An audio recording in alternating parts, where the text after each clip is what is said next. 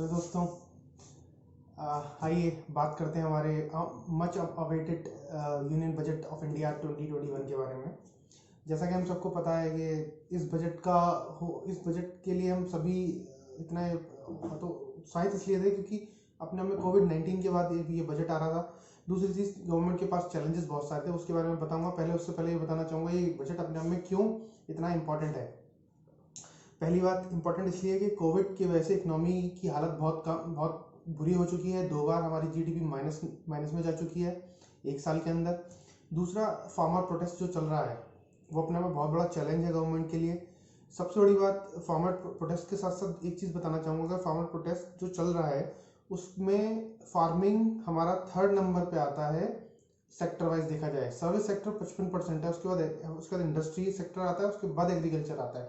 But ये अपने आप में चैलेंज रहा गवर्नमेंट के लिए कि उसको इतना फेस करना पड़ा। कोविड-19 के बाद ये फार्मर प्रोटेस्ट हुआ, जो 3 बिल उन्होंने मीनवाइल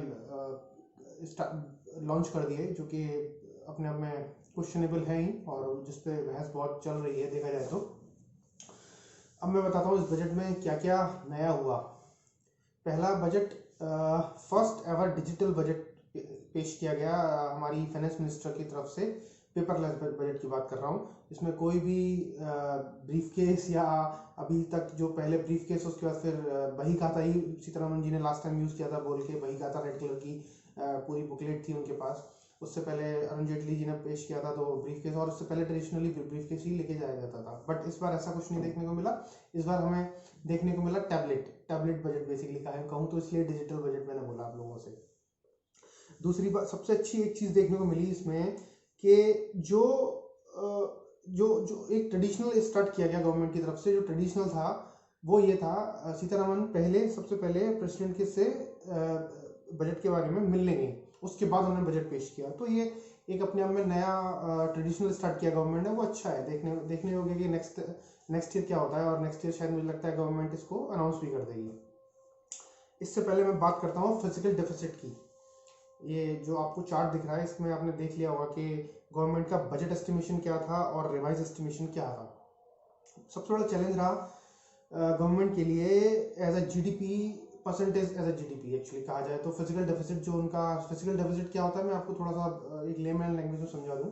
फिजिकल डेफिसिट किसी भी परिवार का सेविंग जो होती है उसमें से निकाला हुआ धन, वो हमारा फिजिकल डेफिसिट रहता है। मीन्स जो मेरी सेविंग, मैंने 1 लाख की सेविंग करी हुई थी, तो मेरा एस्टिमेशन था कि मेरी नेक्स्ट ईयर सेविंग बढ़ जाएगी, या मेरा जो राजकीय घाटा जो है वो कम हो जाएगा, मैं और बढ़ा लूंगा अपनी सेविंग को। बट ऐसा कुछ नहीं हुआ, और गवर्नमेंट का भी राजकीय कोष जो घाटा है वो बढ़ गया है उल्टा। उनका एस्टिमेशन था, जो एस्टिमेशन लगाया था वो 2022 का था 6.8। ठीक है, जो लास्ट ईयर बजट एस्टिमेशन था, जो बजट में प्रपोज किया गया था, वो था 3.5। बट जो रियलिटी निकल के आई, जो रिवाइज बजट में आया एस्टिमेशन 9.5 फिजिकल डेफिसिट। ये अपने आप में बहुत बड़ा चैलेंज है गवर्नमेंट के लिए, देखने को मिलेगा आगे भी कि गवर्नमेंट कैसे इससे उभर पाती है देखा जाए तो। एक सबसे अच्छा जो देखने को मिला इस साल के पिछले 6 ईयर का कंपैरिजन करूं तो इस बार सबसे ज़्यादा टैक्स रिटर्न फाइल हुए, जो कि 6.8 करोड़ हुए। तो उसमें से मैं भी एक अपने आप में टैक्स पेयर हूँ, तो मुझे बहुत गर्वान्वित महसूस हो रहा है उस चीज़ के लिए कि हाँ, मैंने गवर्नमेंट को अपनी तरफ से एक कहना चाहिए कि एक बहुत ही सच्चा हिंदुस्तानी होने का फर्ज निभाया, और गवर्नमेंट को जो मैं कर सकता था अपनी तरफ से वो मैंने हेल्प करी टैक्स फाइल करके। सबसे बड़ी थीम, इस बजट की जो थीम थी वो थी आत्मनिर्भर भारत और द संकल्प ऑफ नेशनल फर्स्ट। तो ये आत्मनिर्भर भारत तो हम पिछले साल से सुनते आ रहे हैं प्रधानमंत्री के थ्रू के हम आत्मनिर्भर बनेंगे, हमें कोविड वैक्सीन बनानी है, हमें ये करना है, वोकल फॉर लोकल के लिए बहुत सारी बातें हुई। तो ये सब पार्ट ऑफ आत्मनिर्भर भारत की बात हो रही है।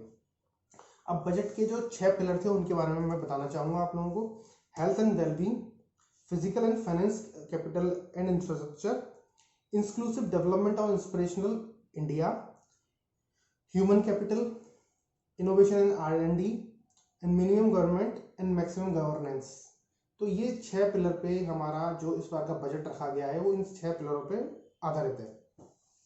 अब मैं बात करूंगा पहली सबसे मोस्ट इंपॉर्टेंट थिंग जो कि हमें देखने को मिला कोविड-19 के टाइम पे, कि हमें ये देखने को मिला कि हाँ, हमारा हेल्थ सेक्टर अपने आप में उस लेवल का नहीं है जिस लेवल का हमें होना चाहिए।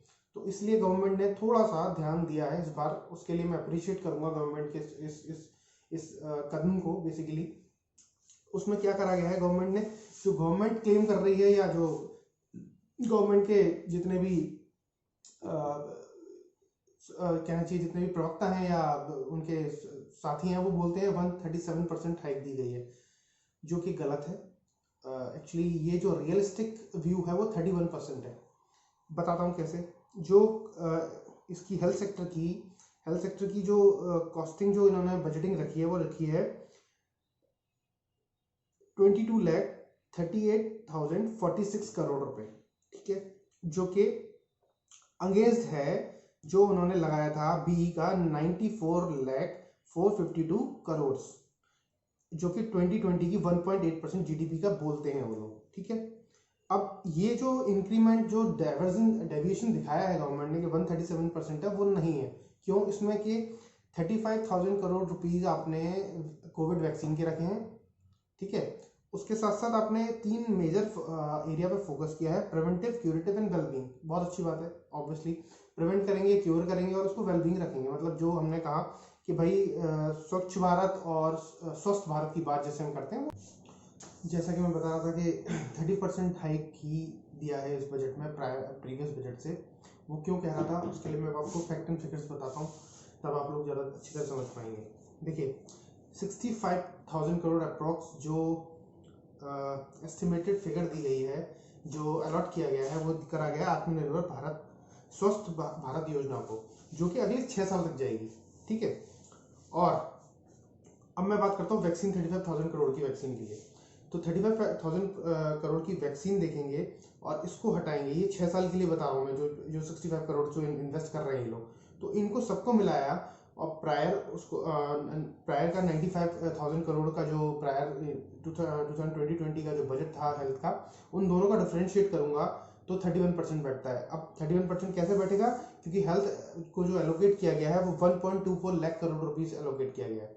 तो ये जो फिगर दी गई है गवर्नमेंट की तरफ से, और गवर्नमेंट के स्पोक पर्सन जो बोल रहे हैं कि 137% की हाइक दी गई है सब बजट में हेल्थ के लिए, तो वो अपने आप में बेमानी है। और वो एक तरह से कहूँगा बहुत ज़्यादा हाइक नहीं है, क्योंकि जैसा हम प्रीवियसली देखते हैं कोविड के टाइम पे कि हमारी हेल्थ स्ट्रक्चर बिल्कुल धराशायी हो चुकी थी, और उस पर थोड़ा सा ध्यान देना चाहिए था गवर्नमेंट को। बट ठीक है, it's an good and healthy कहना हाइक दी गई है, उसके लिए मैं सोचता ज़्यादा नहीं कह सकता, क्योंकि बहुत ज़्यादा भी नहीं कहूँगा तो बहुत कम भी नहीं है। It is balanceable as of now, क्योंकि गवर्नमेंट के पास राष्ट्रीय कोष है नहीं, तो वो कहाँ से देगी, वही वाली बात आ गई।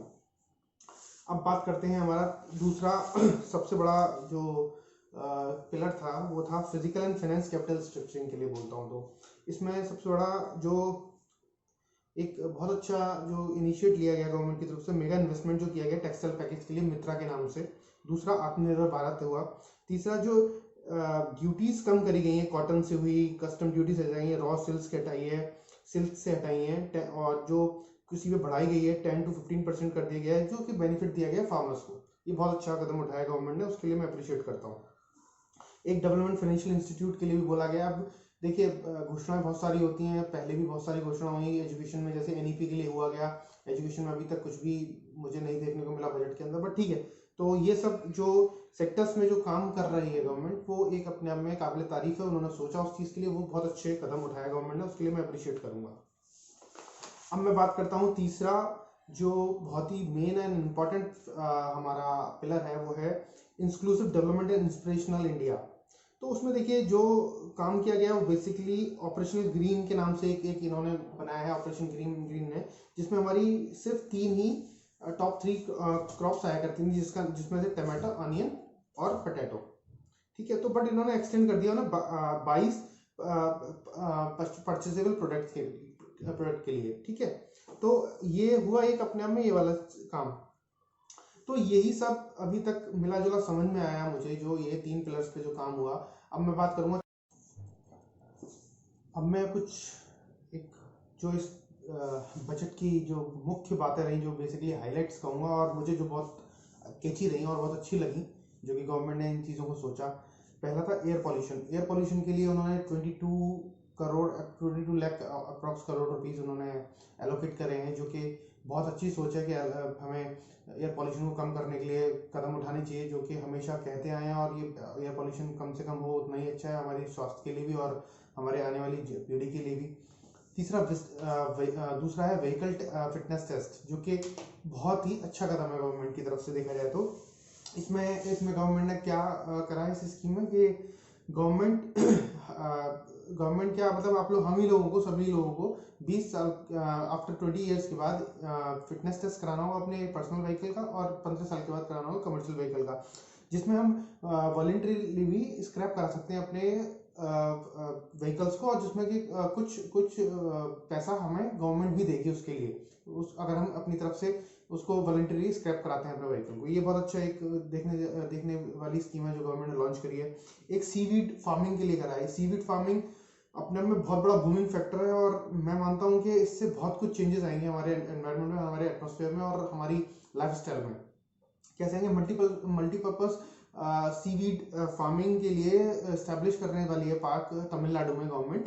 दूसरा, ये जो सीवीड फार्मिंग है वो यूज कर सकते हैं आप केमिकल में, आप यूज कर सकते हैं इंडस्ट्री में, आप फार्मास्यूटिकल्स कंपनीज हैं जो हमारी फार्मा कंपनीज है, वो मल्टीपल मेडिसिन में यूज हो सकती है वो चीज़। तो ये अपने में बहुत बड़ा देखना चाहिए, ये बहुत बड़ा कैची कदम है जो गवर्नमेंट ने उठाया है, देखने को मिला है।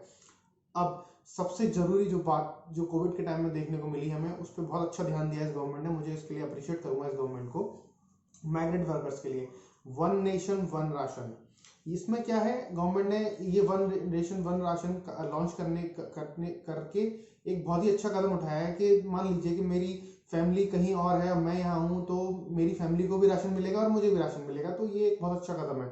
अब एक पोर्टल लॉन्च करा जाएगा गिग वर्कर्स के लिए। गिग वर्कर्स कौन से होते हैं मैं आप लोग बता दूं। स्विगी से जो हमारे डिलीवर करने आते हैं, जोमेटो से डिलीवर करने आते हैं, उबर ओला में जो गाड़ियां चलाते हैं, there are daily wages workers, उनको गिग वर्कर्स कहते हैं। जिसमें उन लोगों के लिए पोर्टल लॉन्च करेगी गवर्नमेंट, जिससे कि वो लोग वहाँ रजिस्टर करा सके अपने आप को, और उनके लिए उनकी ट्रैकिंग हो सके, मिनिमम वेजेस उनको प्रोवाइड कराया जाए। ये बहुत अच्छा कदम है गवर्नमेंट का। ये अपने आप में हाईलाइट्स थे जो मुझे देखने को मिले, और मैं इसके लिए अप्रिशिएट करना चाहता हूँ। अब मैं बात करूंगा गवर्नमेंट ने जहाँ कहना चाहिए झोल झाल किया, और जहाँ उन्होंने अपना दिखाया कि हाँ government is always be A government, आप कैसी भी सोचें किसी भी करें। अब देखिए, जब आप अपोजिशन में होते हैं तो आपकी बात कुछ और होती है, जब आप उसमें सत्ता में रहते हैं तो आप अपनी अलग हिसाब से काम करते हैं। जैसा कि आपको देखने को मिला एफडीआई में इंक्रीज कर दी है गवर्नमेंट ने 49 से 74%। अब यही बीजेपी गवर्नमेंट थी जब यूपीए गवर्नमेंट के अंग्रेज में चली गई थी 24% इंक्रीज करने के टाइम पे। जब गवर्नमेंट ने सोचा था यूपीए गवर्नमेंट ने जब सोच रही थी कि 24 से 49% चले जाएं, तो यशवंत सिन्हा जी जो फॉर्मर लीडर हैं बीजेपी के, उन्होंने ही इसके लिए अपने पूरा विरोध जताया था, और पूरी बीजेपी ने विरोध जताया था।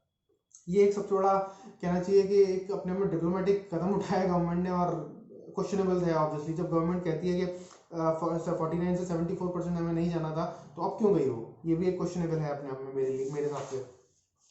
अब मैं बात करूंगा मिसलेनियस पे। टैक्स स्लैब में कोई भी चेंजेस नहीं करेंगे, जो कि देखा जाए तो टैक्स स्लैब में हर सर्विस क्लास और हर मिडिल क्लास बंदा चाहता है कि उसको टैक्स स्लैब में चेंजेस हो जाए, बट उसके लिए भी गवर्नमेंट के पास एक अपने आप में कहना चाहिए, उसके लिए डिफेंड करने के लिए एक है पोजीशन कि भाई हर साल हम टैक्स स्लैब चेंज नहीं कर सकते, जिससे लोगों को समझने में दिक्कत हो जाएगी। ठीक है, हाँ सी हायर करना पड़ जाएगा, सही बात है, बिल्कुल सही समझ रहा हूँ मैं इस चीज को। इसमें एक चीज और गेम खेला है गवर्नमेंट ने। अब 75 ईयर्स के जो ओल्ड पर्सन है, जिनकी पेंशन आती है और जिनकी एफडी और इंटरेस्ट पे जो इनकम टैक्स लगता है, उसको फाइल नहीं करना होगा। नहीं, फाइल उस बंदे को उनको नहीं करना, उन ओल्ड एज पर्सन को नहीं करना है। बैंक अपने आप डिडक्ट करके आपकी पेंशन आपको भेजेगी।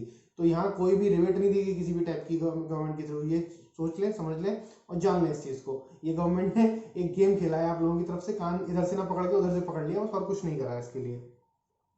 और सबसे बड़ी बात, अब मैं आपसे बात करूं एक नया एज यूजुअल गवर्नमेंट, मैं वही सोच रहा था, इतने पूरा बिल पढ़ रहा था तो उसमें मुझे लगा कि मतलब गवर्नमेंट ने ऐसे कैसे हो सकता है कि नया टैक्स नहीं आओ, बट यस, गवर्नमेंट ने एक टैक्स लगा दिया, एग्रीकल्चर इंफ्रास्ट्रक्चर डेवलपमेंट सेस के नाम से एक लगा दिया है, जो कि पेट्रोल पे पेट्रोल हो जाएगा ढाई रुपये लीटर महंगा और 4 रुपये लीटर महंगा हो जाएगा डीजल, जो कि अल्कोहल पे भी होगा।